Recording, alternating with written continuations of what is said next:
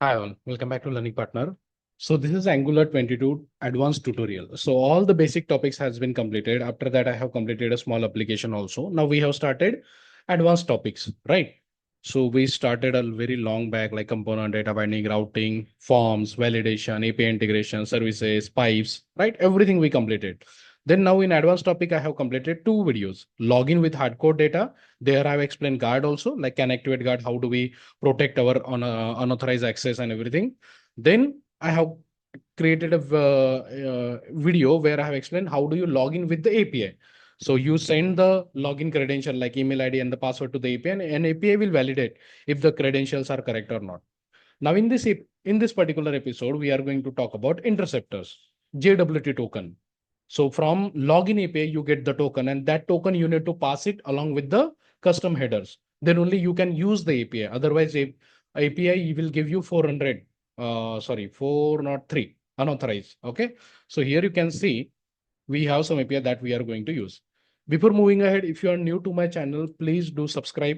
In video description, you will be finding a link on my WhatsApp group. You can join that to connect with me. Okay.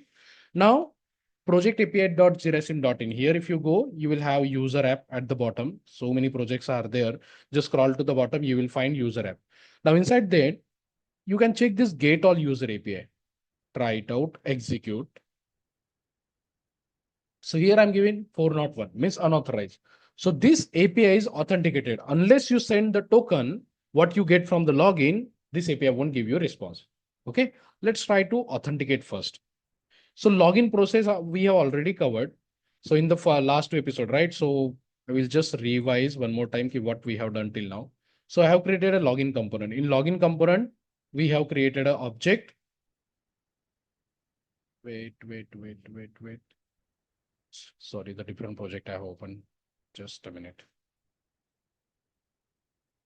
Yeah, this is the correct project. So I have created a login component. Inside that, we have created our class, and then we created object. Then this login object, we have binded to the form, right? And on click of sign in, we are making an API call. API call, I have put it into my service and we are passing the object. Once you get the data, you are storing the logged in email ID over here and we are navigating inside the application. This is your login component. Again, we are considering that this is a admin kind of application. So it has two months. If user is not logged in, app component will be your parent component. Once user is logged in, layout component will act as your parent component. So here you can see, again, you have router outlet and navbar will be over here, right? So let me show you routing also. So this is your routing look likes. All the components which you are going to access before the login will be in the parent. Components which you are going to access after the login will be children of all the layout component. Okay. And we have created guard also. This is what we have done till now, done it in the last two episodes. So we were using the same API integration we have done. Okay. Let me show you now. So this is the last user which we have created. If I copy it and paste it over here, password is 223344. Let's check the network call. From the login API, you are getting the token. So on click of sign in. So here, why it is taking so much of time? Let's wait. I don't have any speed changer over here. Okay, we got a response. So here you can see in the data, you got email ID token. Now this is the token what you need to send along with the headers. Now what is header? Here. So, we have request header and response header. So in request header, you need to pass the token, the API.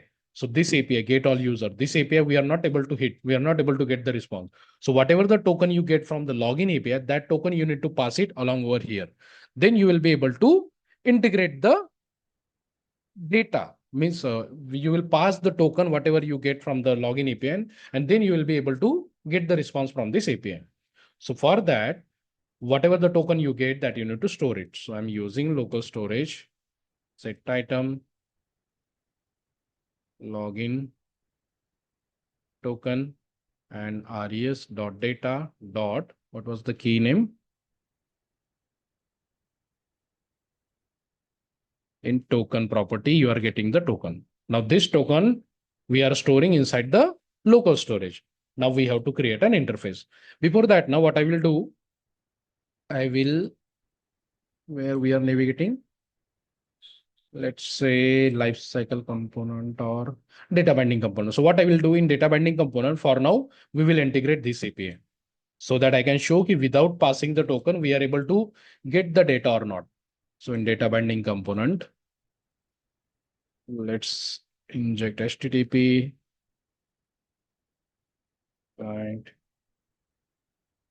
Get all users, this dot HTTP dot get, and your URL dot subscribe round bracket curly bracket next result colon any.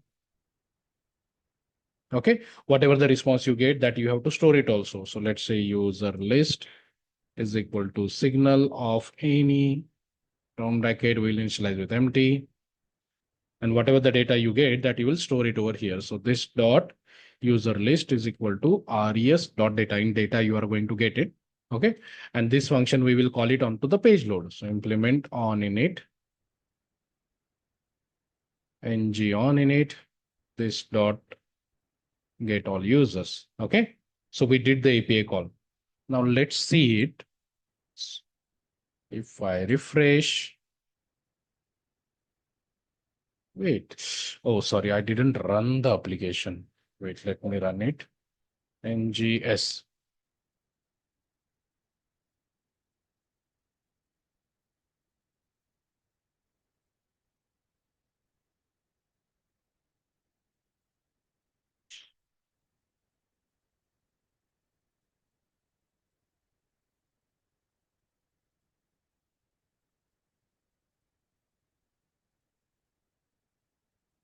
So here you can see API call is happening, but we are not getting the data. We are getting 401, means unauthorized, because this API is authenticated on the backend side. Unless you send the token into your headers, you won't get the response. Okay, so whatever the token you store, wait, let's log off again and let's log in again.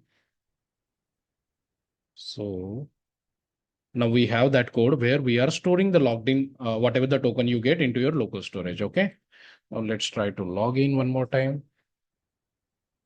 Email ID, copy, paste 223344, login. So now if you check the local storage, see, we got the token. So this token you need to pass into the header. So whenever you are making an API call and you want to pass some header from all the API calls, so we have some generic that is interceptor. So you don't pass headers in from every function. You have interceptor for that. Okay, so let's create an interceptor. So let me create a folder. Interceptors, we can create multiple interceptors. Okay, for now we will just create a token interceptor. Ng generate ptor, let's say token name. So I'm creating an interceptor. Now once you create the interceptor, see how does it look. It's a simple arrow function, right? In up till Angular 15, interceptor was a service, but after Angular 15, interceptor and guards are now functions, arrow functions. Okay, this interceptor you have to register, then only it will work.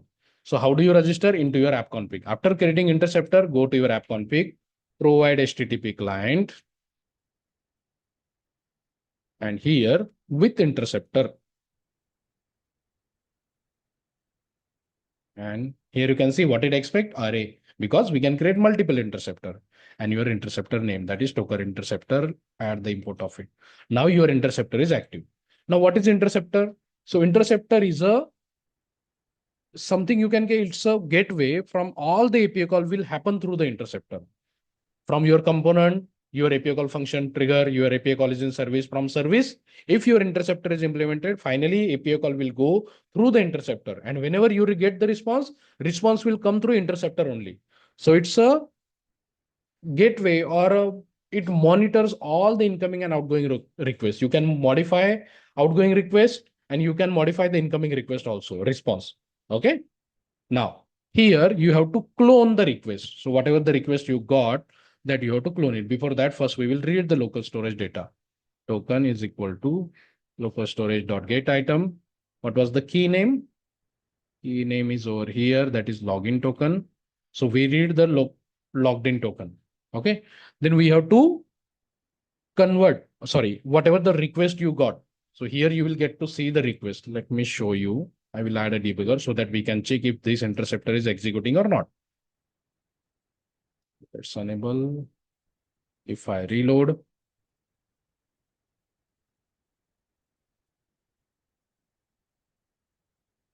guard. I have so much to bring. Now here you can see we got the request. If what request you are making, this is the request you are making. See the API call and everything, get all user. What is the method type? Complete URL, API call data, you get it over here. So this is your request. So you have to clone it. And while cloning it, you need to add your token in your custom headers. So new request you will do. Constant new request clone is equal to request dot clone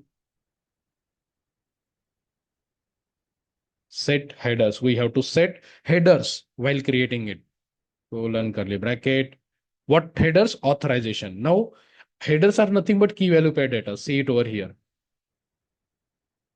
Headers are nothing but key value pair data. See key value pair data. So key and the value. Now these APIs I have created in .NET. So normally .NET people will follow authorization colon bearer space token. Whatever the token you get, that is how you have to pass it. But API team will let you know how you have to pass the data. Okay. So here bearer, then you need to pass the token. So dollar curly bracket, whatever the token you got. So whatever the request was there, you created a clone of it, new request of it. But while creating a new request, you added your headers also. Now this is the new request you have to trigger, not the original one. The clone one you are going to make. Save. Now you can see 200. Now if you check the headers, you will see we have passed key, bearer, space, whatever the token we have got. So now you are able to get the 200. The response is there. Because this API was authenticated. Unless you pass the valid token, you won't be able to get the response. Since we passed the valid token, you are able to get it. Let's try to change the token. So here at the starting, I'm adding 2. And whatever the token I got, I changed that. Now, if you reload again see, it didn't work. We passed the token, but token has some invalid. This is not the token what we got, right? So if you pass the valid token, then only you will get the response. Now, if you reload again, why still we are getting authorized? I think token got expired. Let's log in again. So every token will have some validity, 5 minutes, 2 minutes, based on the API developer, what time limit is set. Whenever you get the JWT token, it will have, see, let's reload one more time, 200. Okay. So if you are passing a valid token along with your header, you will get the response. So we create interceptor like this. You create an interceptor using ng generate interceptor and your interceptor name. You register into your app config like this. And you read the token wherever you stored, either session storage, local storage, cookies, anywhere you store. You read that and you pass it along with your interceptor. You can create multiple interceptor, error interceptor, token interceptor, mocking. Sometimes we implement the mocking.